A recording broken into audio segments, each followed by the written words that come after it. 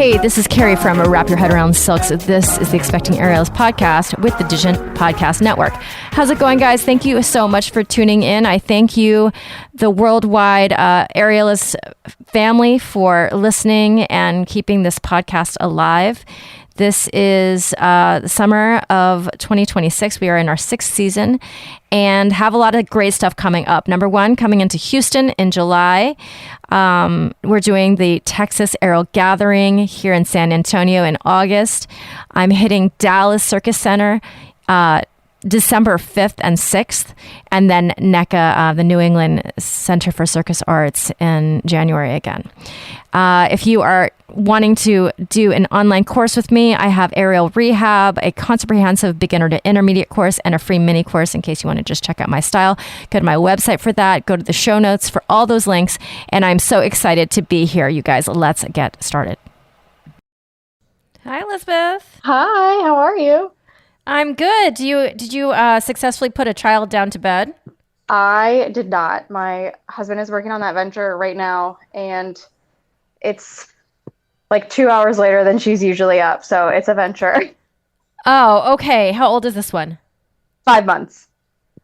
5 months. You are 5 months postpartum, so there was a bunch of kids at your studio born at the same time then, huh?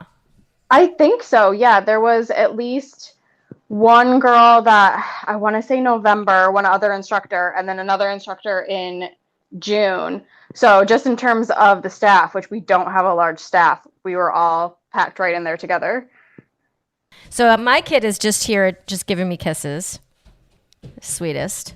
Oh, you want to say hi? Oh, she loves my armpits for some reason. Place to be. Say hi to the listeners. No? Why not? Why not? So what happened was, oh, Bean. Okay, I know. It's really distracting though. Okay, I love you. Give me a kiss. No. Kiss, go. No, leave. Go. Now, correct me if I'm wrong. The other person from your studio was Bridget Sullivan. Yes. Yes. Okay. So you guys are from the same studio in Michigan. Mm-hmm. If you would introduce yourself to the audience, a little bit about your family, a little bit about where you are, a little bit about your practice.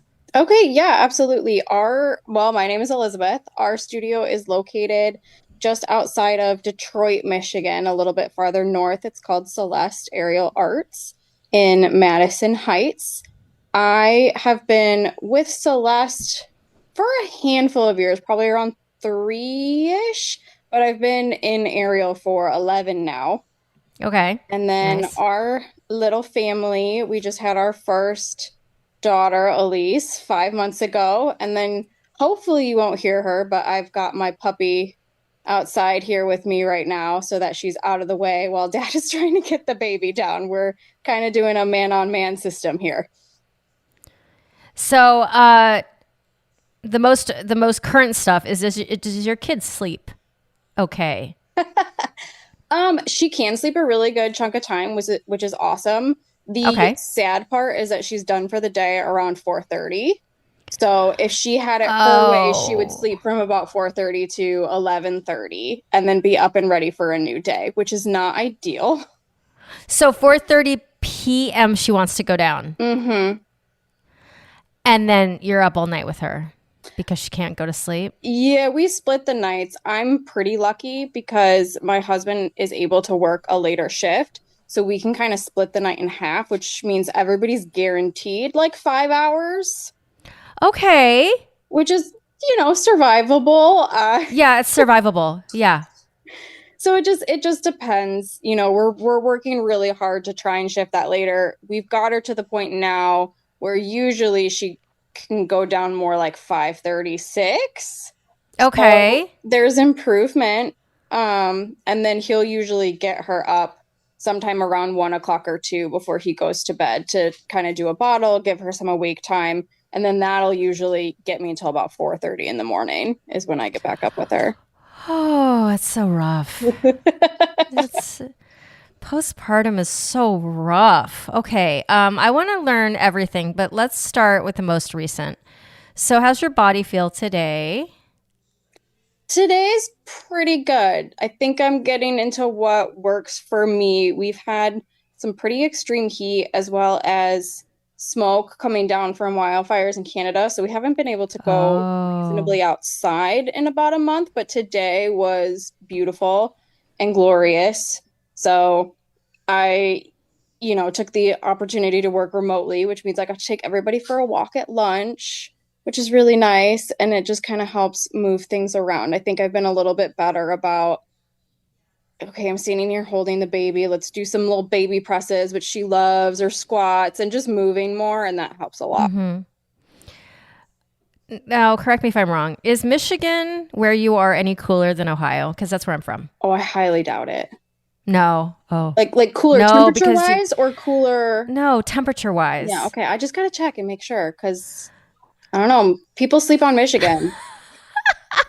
Listen, I hear that the lakes are just so gorgeous. Yeah. People don't sleep on People might sleep on Michigan, but I don't know if they sleep on Ohio, but I don't have so many great things to say about Ohio, but except that there are 4 square seasons and I really did enjoy that. Right, exactly. Yeah. Okay. So it's not cooler. It's the same heat. Okay. Yeah. Okay, got it. Mm-hmm. All right. Are you breastfeeding right now? Yes. How is that going? The breastfeeding is great. The being back to work and pumping is a challenge constantly, all the time, every day. And do you have a job as well as your aerial job, or is your aerial job your job? Mm-hmm. Yeah, I work in the legal field. Oh, okay. So you're back to full time? Yep, back in an office. And I actually went back to when I went back to work, I returned to a new company too. So there was the whole training period and getting used to. Oh, how did that work out? That you had to switch companies coming back postpartum? It was interesting. The lucky thing is I switched specifically for a team. So I am working with people that I'm very familiar with. Oh, got it. Their Okay. styles and how they work, and that we work really well together. We're really excited to be back together. But it is funny because they're so used to just being able to say, hey, can you do this? Can you get me that? Can you jump in here? But I don't know the systems at this company. And so everything is slowed down. I go, okay, yeah, hold on 1 second. I have no idea where that is right now on my computer screen. Got it. Okay. And you are you said 5 weeks? 5 months. 5 months. So that's so different than 5 weeks. Okay. So different. Have you started moving your body already? Oh, yeah. I went back to aerial at 7 weeks. At 7 weeks. Okay. Mm-hmm. And how has that been? Really good. I haven't been in a minute just since I went back to work. It was kind of hard to do all of that at once. So I went back, I did a session at our studio, and it was actually really, really fascinating to see how much clear difference there was week to week to week. I worked with one of our studio owners, Bethany. She's fabulous, and was able to just kind of pick and choose in a way, which is usually not ideal for an aerial class. But even in warm-ups, I would just kind of walk in, and I think my first week I did maybe the first 3 exercises of warm-ups, and the rest of the time I was just kind of there stretching, seeing how things felt to move, kind of seeing how things were going. I wound up with an emergency C-section, so kind of seeing how the scar was doing, all of that. And then by the end of the week, by the end of the 6-week session, I was able to do not maybe all of the warm-ups, but I could at least perform some version of all of the exercises and stay with the class through the whole class instead of just kind of the first bits and pieces. And I wasn't necessarily looking at things anymore going, yeah, I'm not gonna do that. Oh, that's great. Mm-hmm. It's shocking how quick it was kind of able to pick back up in terms of what I was expecting. Elisabeth, how old are you now? 33. 33. Okay, so you said you had emergency C-section. Let's go back in time. Did you plan this pregnancy? In a sense, we left it in the hands of the universe. Got it. Okay. Got it. And this is your first. So how was the first trimester? Do you remember? Was it terrible? Did you just block it out completely? Yes, I was so sick for so long. I remember sitting in my doctor's office saying, you told me this was going to be over by now when I was pretty far into second trimester and still super, super sick all the time. And they just sort of looked at me and they were like, honey, that's why it's called an average. Somebody's got to be that one that goes over. Did you have hyperemesis? Mm-mm. No, you just had shitty luck. Yeah, pretty much. Pretty much. And were you actually throwing up? Not, well, in the mornings. Yeah, that was kind of my routine is I would wake up, I would go puke like 4 or 5 times, and then I would just get ready and go to work and try to pretend that everything was cool because we also hid it for a very, very long time. Most of anyone outside of like our immediate family pretty much found out when they got a shower invitation in the mail. So we kept it under wraps for ages. Why did you decide to do that? I don't know. I think part of me enjoyed just kind of having this little thing. I also felt weird about it. It just seemed like such a personal.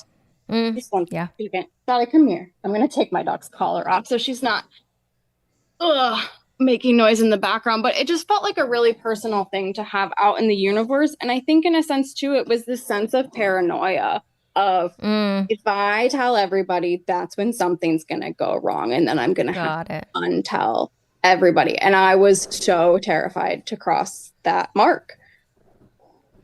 So when did you feel safe to tell people? Like how many months in? Oh, Never. Like 7 months. Like people could tell you're pregnant by looking at you by that time. Yes. And I even remember riding up in the elevator with coworkers because I never did a big announcement. There was never anything on social media. There was never, it just, when it came up, it came up. And so at work, my team knew because they had to prepare for my departure, but I never made announcements. It just kind of spread word of mouth. And so I remember riding the elevator up with a gentleman in my office who was just the sweetest man who was terrified to offend me. And he kind of leans over and he goes, I'm so sorry if this is offensive, but is it okay if I ask if you're expecting? And I was 8.5 months pregnant. I was the size of a small barge. And he was so terrified to ask me because there was never an official anything. Right. Okay. So terribly sick first trimester. So how many weeks did that last? Do you remember? I don't. I would say almost halfway. It was probably around 18 or 19 weeks. Mm-hmm. That sucks. Anything else happened during the pregnancy? We'll get to the labor, but yeah, not until the end. I had a pretty decently healthy pregnancy. The super weird, funky thing was the fibroid tumors that I was not expecting. And that sort of picked up right around the time that the morning sickness ended, which was super fun for me. I had a really early shower because of the holidays. So we did around, I want to say it was in November because we wanted to get in before the holidays. My daughter didn't come till February. So it was a little bit on the early side. And I remember waking up the next morning with a bunch of pain in my side, thinking I had just overexerted myself trying to help with whatever I could, packing up all of that after the shower. And I went to go feel the spot that was giving me trouble. And there was a giant, it felt like somebody had just opened me up, threw a golf ball in there and stitched me back up. Really? Mm-hmm. And we ended up going to urgent care because we were like, what the heck is this? And the thing you learn really quickly when you're pregnant is that no doctor other than your OB wants anything to do with anything. Like if my arm fell off, they would be like, no, I'm sorry. You have to call your OB and go see them. We can't help you yet. Why? Because they don't want to touch that. Is it like a bomb they don't want to touch? Yeah, I think when you're pregnant, doctors that don't typically work with pregnant patients just get really, really nervous to touch anything or do anything or recommend anything. They want you to go through the OB. And so we ended up finding out that it was a fibroid tumor that was just in a funky spot. And it got to the point when my stomach started popping out, you could see it because it was on the uterus and it would just, you could visually see it. And it was just growing at a really, really alarming rate. Okay. Hold on. I've been doing this podcast for years. And every time I hear about something that I haven't heard about before, I like stop everything in its tracks. I have never heard of somebody growing fibroid tumors prenatal. Like I've heard about it happening before and they get them cleaned out or whatever. So this has been growing in there with your baby? As far as we know, it could have been something that was always there that we just never knew about. And what I was told was that the hormones can affect, it can make them grow, it can make them shrink. Yeah, I guess you're right. Make them do whatever. And so it's possible that I always had this one and it was just teeny tiny. I mean, it had never been noticeable enough to pop up on an ultrasound or anything previously before. And the crazy thing is I had just had an anatomy scan just a few weeks prior and it hadn't been noticeable or there. And then suddenly 6 weeks later, it's the size of a golf ball, which was a crazy rate to grow. And you could just not. So wait, when, like what week? Do you remember like what part of your pregnancy they found them? Or you had that pain? End of second trimester, maybe early third. And they had no idea what to do with it. It was just in a really unfortunate spot where they think the pain was just as my stomach was growing, it was starting to sort of get pressed against other things. And maybe that was causing the pains because my stomach was growing and it was growing and there was just nowhere for anything to go. And then it kind of got better when I really, really popped. And you've got that big third trimester belly because by then the spot that it was at had kind of like grown out of my pelvic area. And so I just had a second little bump on my bump. So it's in the uterus. It's a uterine fibroid, right? Mm-hmm. So what can they can't do anything about it because your baby's in there. It's not like they can go in there and remove it. Nope. So it's just in there. And did they remove it when you had the C-section? No. And the craziest thing is, well, you want to talk about motherhood be so crazy. I kind of forgot I had it. We had all the craziness with delivery and recovery and having a newborn and trying to figure out what we were doing in life that I assume it shrunk back down at some point because somebody asked me about it when I was about 5 weeks postpartum. They said, whatever happened with that tumor that you had and that weird little bump that you had on your bump? And I genuinely have no idea because things had been so crazy that I literally forgot that I had it for an entire, probably this month of her life. I forgot that was even a thing because there was so much else going on. And by the time I healed, I can't feel it anymore. We don't know where it went or what happened to it. If it's still hanging around, if it shrank back down postpartum, because apparently that's a possibility. Nobody knows. And your hormone shifts so much. Okay, let's go into this birth story. So you start me wherever you want to start. We had a planned C-section originally. Oh, okay. Because of the fibroid? Actually, because she was breech. She did not want to flip. Oh. Mm-hmm. We ended up finding out when she was born that her cord was too short and she just kind of got stuck with her head up in my rib cage and never really moved. So we had already planned a C-section, and probably in the last month or so is when I started experiencing some raised blood pressure.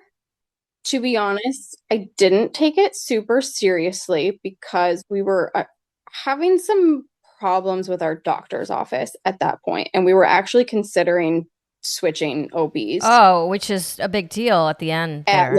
At 36, 37 weeks, we were talking about, are we going to see this through or are we going to move doctors, which was very stressful because what would happen is it got to the point where I was so stressed out being there that my blood pressure would read high. And so they would rightfully send me to the hospital. And by the time I got to the hospital, I was completely fine. And we bought a cuff and we were monitoring at home. And at home, I was completely fine. So we didn't really think too much of it until about 6 days before the planned C-section. I did my usual nightly monitoring, and for the first time, it was actually high at home. And so I just thought, nah, these home cuffs aren't very reliable. I'm just going to do my usual kick count. I'm going to go to bed. And the kick count failed. I was laying on my side, going into What's a kick? What's a kick count? Kick count is they have you lay on your side, kind of just somewhere quiet where you can focus, and you can either put your hand on your belly or just try to feel internally. And they want you to get a certain number of kicks or movements within a specific time period. And I don't remember what the exact things are because I know I was always hitting whatever number of movements I was supposed to so hit. this is in lieu of like having a heart rate monitor or something. Yeah. Just kind of like your baby's moving.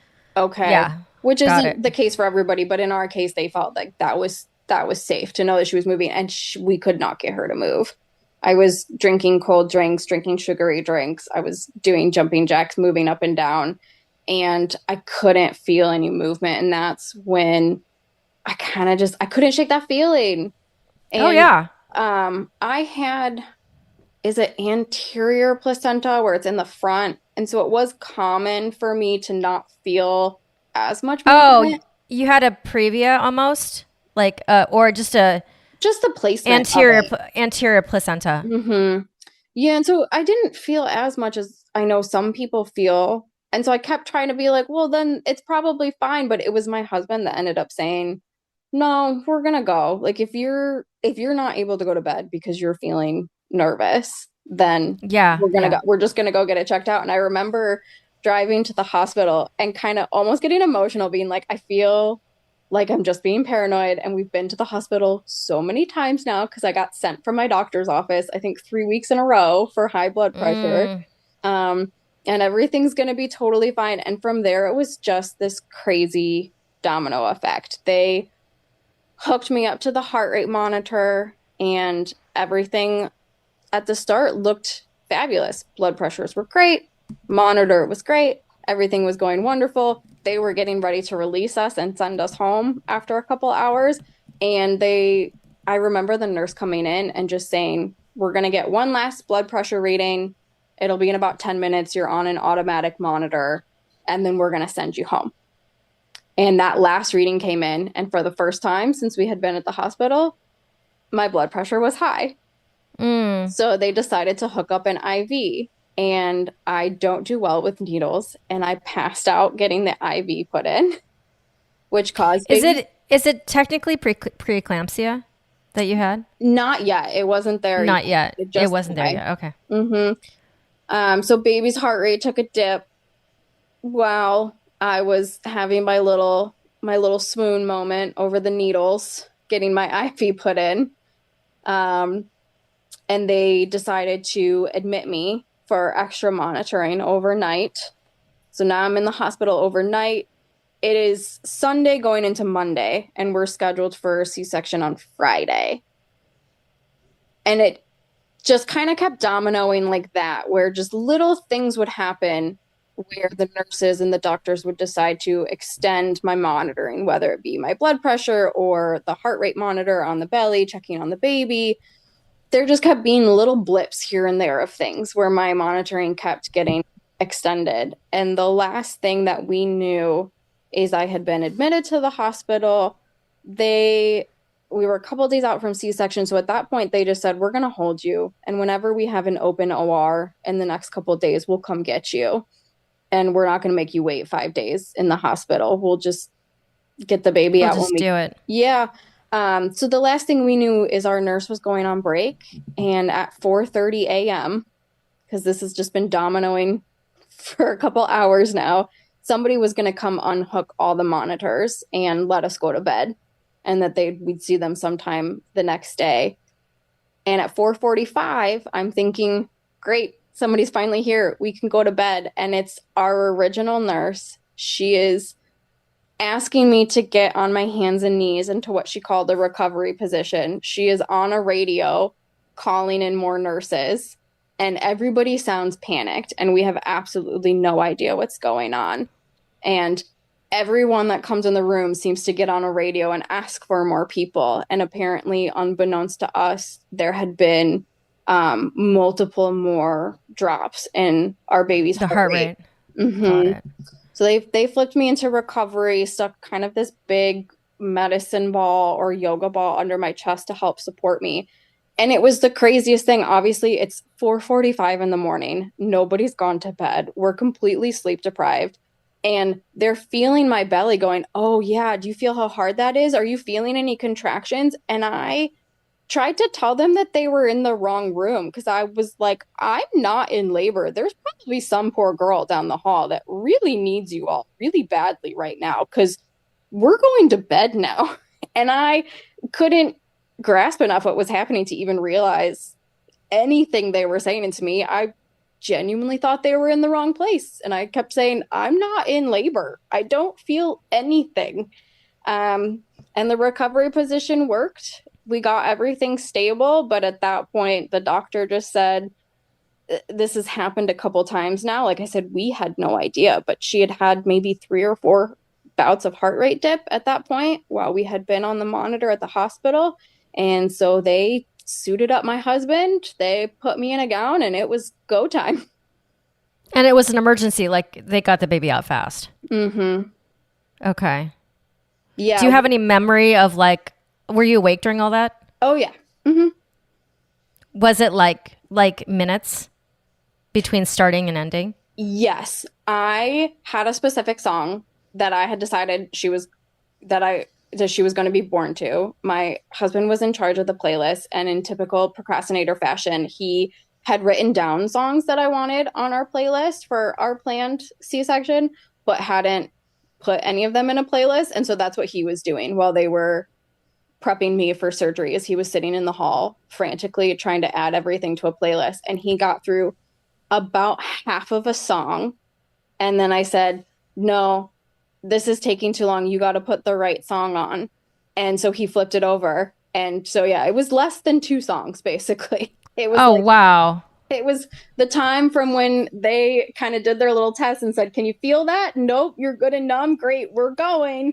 And the time that we heard her cry. Yeah, that's amazing. The span of approximately 1 song. Those doctors are incredible how they can get a baby out so fast. Yeah. Okay, wow. I am so lucky because I get to receive all these stories because I am like on the receiving end of so many birth stories. So it's so cool. Do you have any advice for the ladies out there who might be listening to this about any of your process that you went through?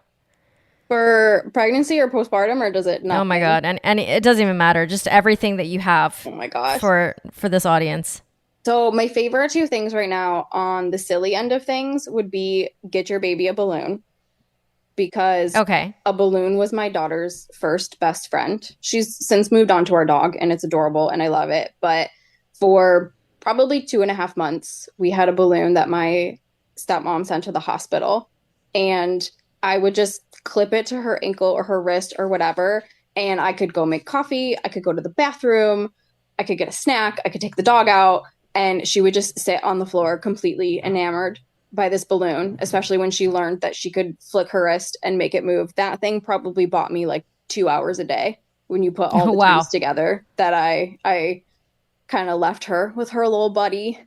And then on the more serious end, I think what helped me the most in the early postpartum days was advice around, I guess, how you phrase things to yourself to help your mindset.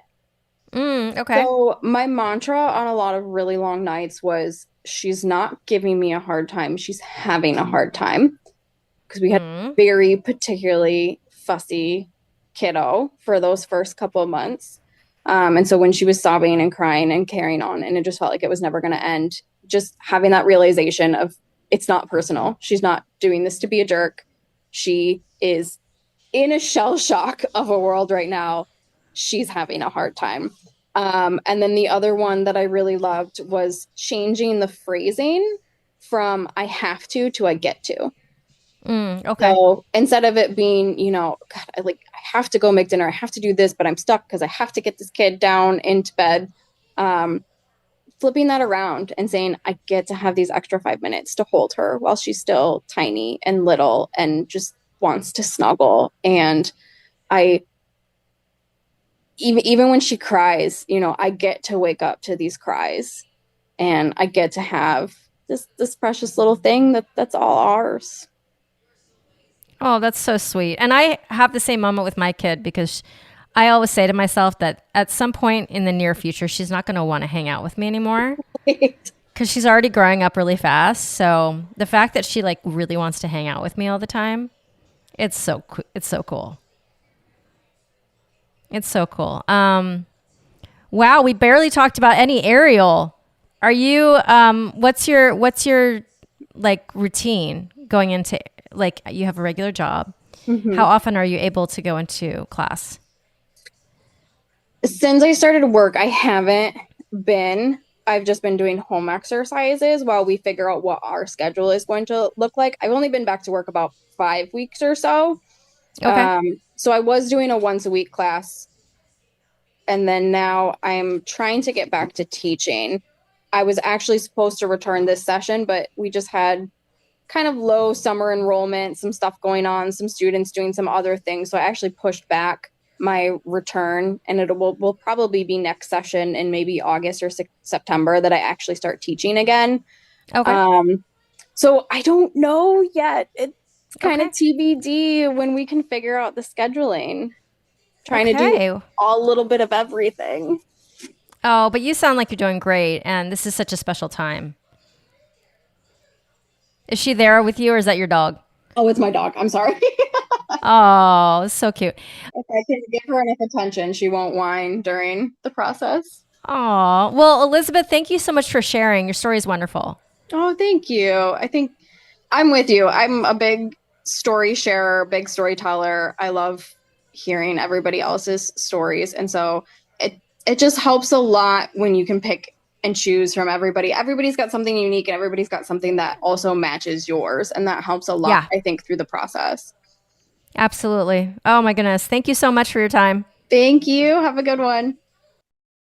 All right, my friends, thank you so much for joining us, and thank you to my guests for carving out the time to be with me. If you would give me a review and smash that 5 stars, it really, really makes a huge difference in other people being able to find this podcast organically. So I thank you for that.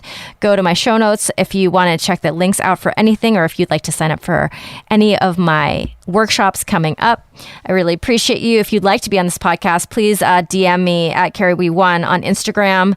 I would love to highlight your story on this podcast. I want to get as many diverse stories as possible. All right, my friends, over and out. This is the Expecting Airless podcast, now with the Digitant Network.